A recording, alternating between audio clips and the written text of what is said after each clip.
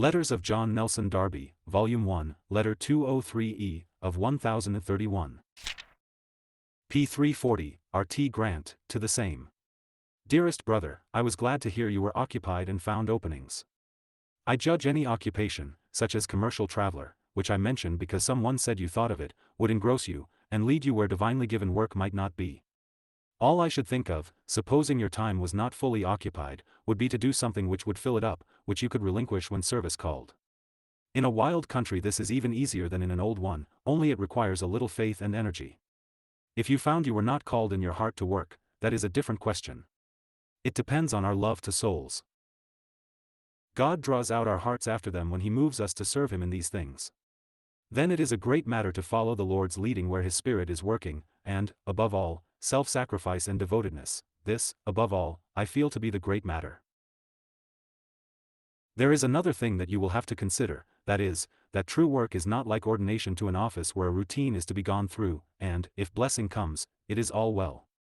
There are exercises of soul, there is, even when we have the truest desire to serve, so much in us that has to be exercised to fit us for service.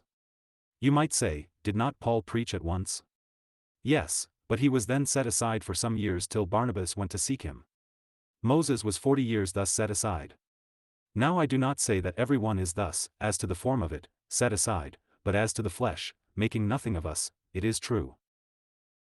It may be by, as to men, a little valued exercise as to ministry, so as to be cast on the Lord, and our motives purified, or, where more exercised gifts are, so that, though we may work with blessing in less conspicuous spheres, notice is elsewhere. This is not a question of gift exactly, but that maturing of the vessel which connects gift with the state of soul, so as to give on the one hand subjection, earnestness, and seriousness, and enables the laborer to connect truth with the souls of his hearers. Now when the Lord calls us and exercises us thus, we may often be occupied partially with other occupations, as not having our time filled. I should not feel happy at the thought of seeking one's mere livelihood, if called to serve the Lord, through anything like a want of faith. It mars faith for the work itself, just as mere worldly occupation or attention to men, however amiable. We are not our own, occupy till I come, is the word.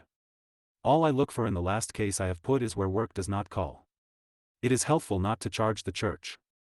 It is not helpful to neglect work where it does call, not helpful even to our own souls. Our Heavenly Father knows we have need of all these things. We have also to consider the difference of gift.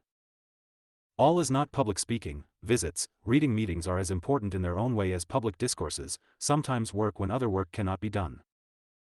My earnest hope would be that the Lord has called you to work.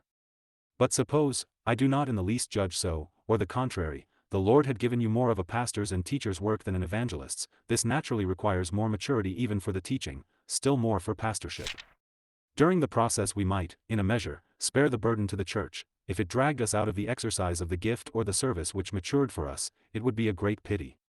In a certain sense I believe I was put into official ministry immaturely, but I know God makes all things work together for good to those who love Him. You are perhaps as happily placed for growing up into ministry as may be. If anything which leaves you free you could do, as I said in my last, it would be so far a testimony. Elders, Acts 20, though counted worthy of double honor, are exhorted to labor for their temporal wants. A moving evangelist would find it very hard unless he had a Paul's energy. If brethren are scattered, not having a home is an advantage. One does not waste just half one's strength in returning to it. It greatly facilitates the work. I have largely worked in this way. If the work is local, save occasional visits to a distance, where one may stay a night, it is better to have one, a jeet of some sort. I trust the blessing continues at Hamilton, but there are first last, and last first. May He keep us doing this one thing and walking with Him. Affectionately yours, dear brother. 51203E